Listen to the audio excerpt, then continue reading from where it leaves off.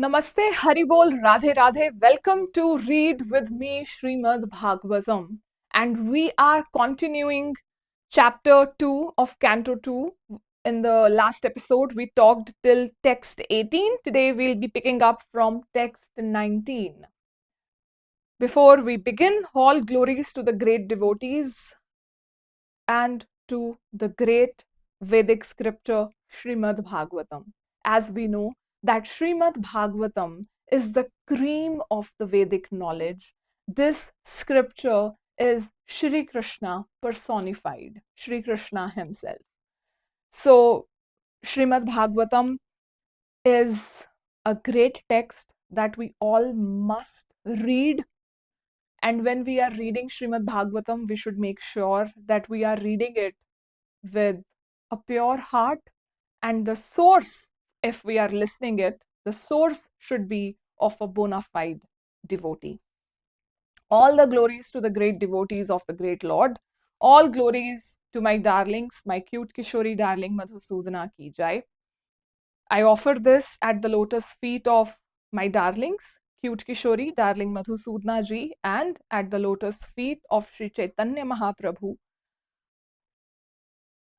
who preached about Shri Krishna and who taught us the importance of reading Srimad Bhagavatam. And I also dedicate it at the lotus feet of all the great devotees of the great Lord. Hare Krishna, Krishna Krishna, Hare Hare, Hare Ram, Ram Ram, Hare Hare.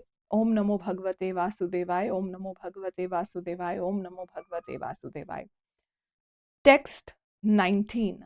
By the strength of scientific knowledge, one should be well situated in absolute realization and thus be able to extinguish all material desires.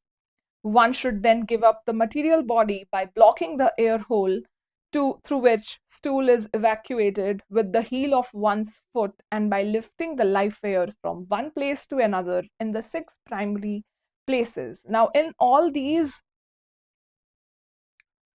upcoming text, the proper technique of leaving this body is described by a yogi, by a soul who is practicing yoga and who is a master of meditation.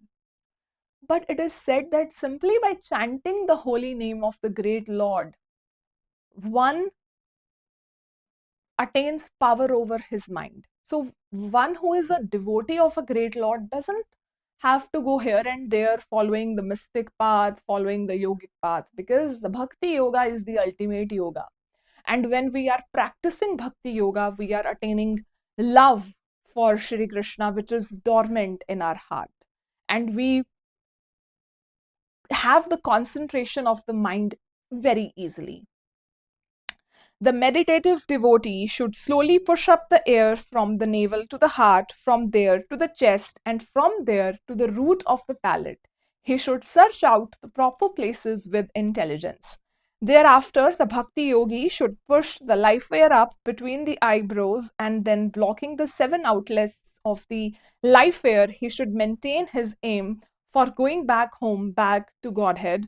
If he is completely free from all desires for material enjoyment, he should then reach the cerebral hole and give up his material connections, having gone to the Supreme. However, O king, if a yogi maintains a desire for improved material enjoyments like transference to the topmost planet, Brahmaloka, or the achievement of the 8-fold perfections, travel in outer space with the Vaishyas, or a situation in one of the millions of planets, then he has to take away with him the materially molded mind and senses.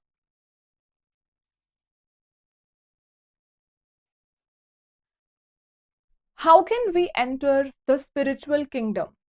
The only qualification is we have to purify our mind and heart. And how can we do that? By attaining the loving service of the great Lord. When we are in love with Shri Krishna, see, the person, let's say we want to get into somebody's house. Why would they let us in? Only when they love us, right? So likewise, if we want to enter the kingdom of God, why would God let us in? Only when He loves us. And God loves us. Now we have to love Him. God loves everyone. Shri Krishna is the ocean of mercy. Shri Krishna is the ocean of compassion and love. We have to have that love for Him so that we are going at His doorstep that, yes, please, Krishna, I know you love me. Now I also love you. Please let me enter your home, your heart. The transcendentalists are concerned with the spiritual body. As such, by the strength of their devotional service, austerities, mystic power, and transcendental knowledge, their movements are unrestricted within and beyond the material worlds. The fruitative workers or the gross materialist can never move in such an unrestricted manner.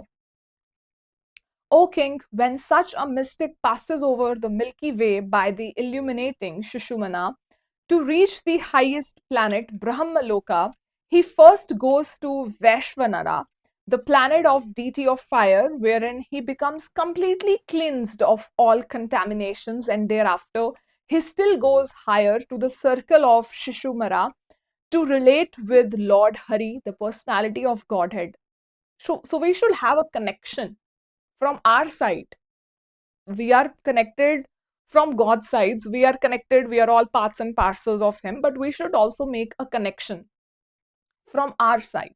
That is why the whole teaching of Bhakti Yoga to fall in love with Shri Krishna is there. This Shishumara is the pivot for the turning of the complete universe, and it is called the navel of Vishnu. The yogi alone goes beyond this circle of Shishumara and attains the planet where purified saints like Bhrigu enjoy a duration of life of 4,300 trillion solar years. This planet is worshipable even for the saints who are transcendently situated. At the time of the final devastation of the complete universe, the end of duration of Brahma's life, a flame of fire emanates from the mouth of Ananta, from the bottom of the universe. The yogi sees all the planets of the universe burning to ashes, and thus he leaves for Satyaloka by airplanes used by the great purified souls. The duration of life of Satyaloka is calculated to be 15,480,000 trillion years. So many years. Even Lord Brahma is not immortal. In that planet of Satyaloka, there is neither bereavement, nor old age, nor death. There is no pain of any kind, and therefore there are no anxieties, save that sometimes, due to consciousness, there is a feeling of compassion for those unaware of the process of devotional service who are subjected to unsurpassable miseries in the material world. After reaching Satyaloka, the devotee is specifically able to be incorporated fearlessly by the subtle body in an identity similar to that of the gross body, and one after another, he gradually attains stages of existence from earthly to watery, fiery, glowing, and airy until he reaches the ethereal stage. The devotee thus surpasses the subtle objects of different senses like aroma by smelling, the palate by tasting, vision by seeing forms, touch by contacting, the vibrations of the ear by ethereal identification, and the sense organs by material activities. The devotee, thus surpassing the gross and subtle forms of coverings, enters the plane of egoism, and in that status he merges the material modes of nature, ignorance and passion, in this point of neutralization, and thus reaches egoism in goodness. After this, all egoism is merged in the Mahat Tattva, and he comes to the point of pure self-realization. And what is self-realization? You may ask. Self-realization is realizing ourself, and what this self is: the eternal servitor, servant of the Supreme Lord Shri Hari. When we realize that the whole purpose of being blessed with this beautiful human clothing, flesh and bone, is to serve the great Lord Shri Hari, serving him with an attitude, serving other creations that he has created with the thought that I am serving these creations because I am serving Shri Krishna directly and indirectly.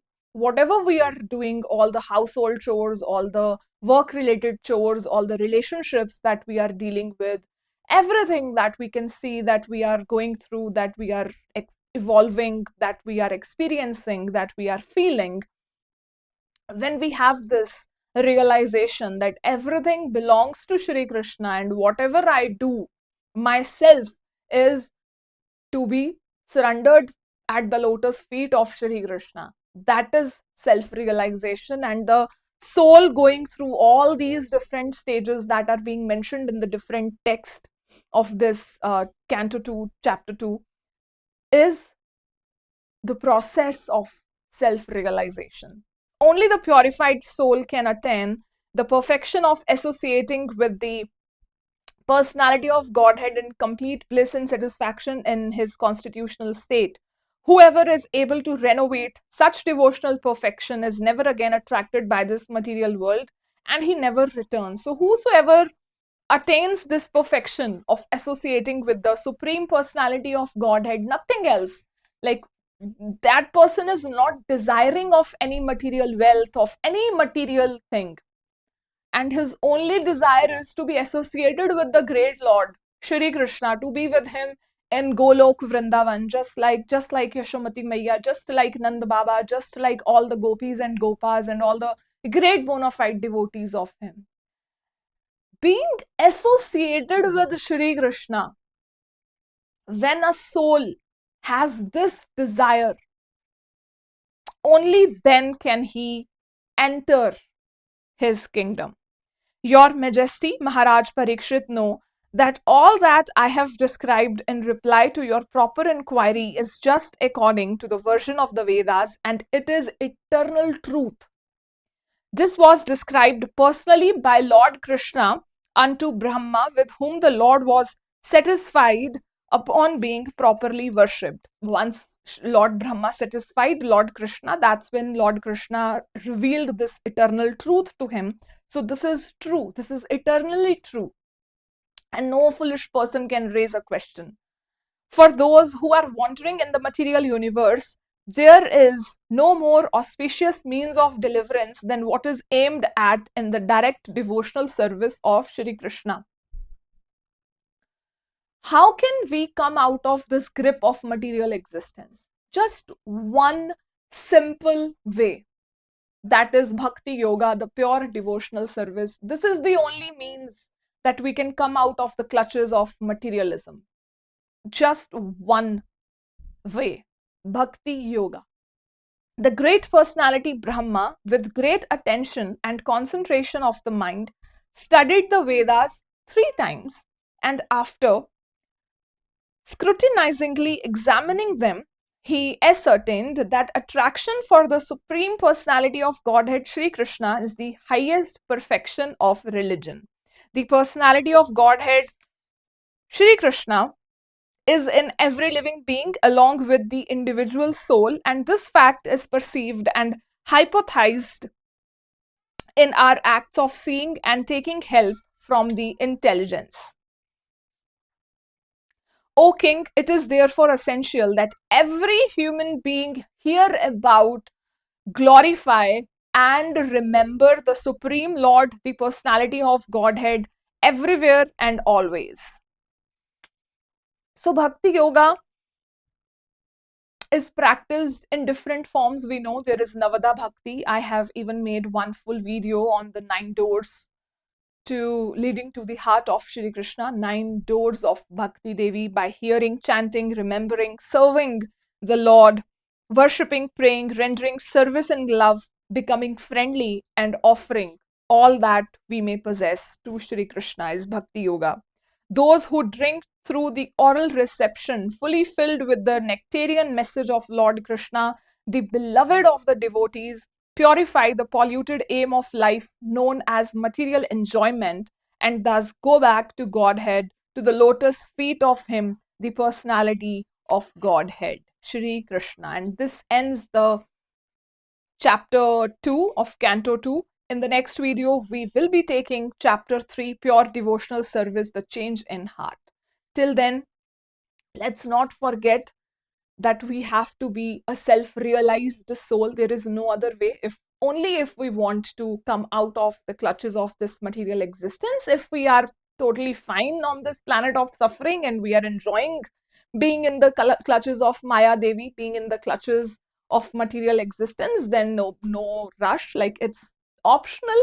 No force is there that we have to do this. But to all those who are trying to be out of the clutches of material existence and who aim to be in eternal association of the great Lord Shri Krishna, all we have to do is offer ourselves, offer our heart at the lotus feet of Shri Krishna and surrender to Him whatever we do, whatever is related with this mind, this body, this clothing.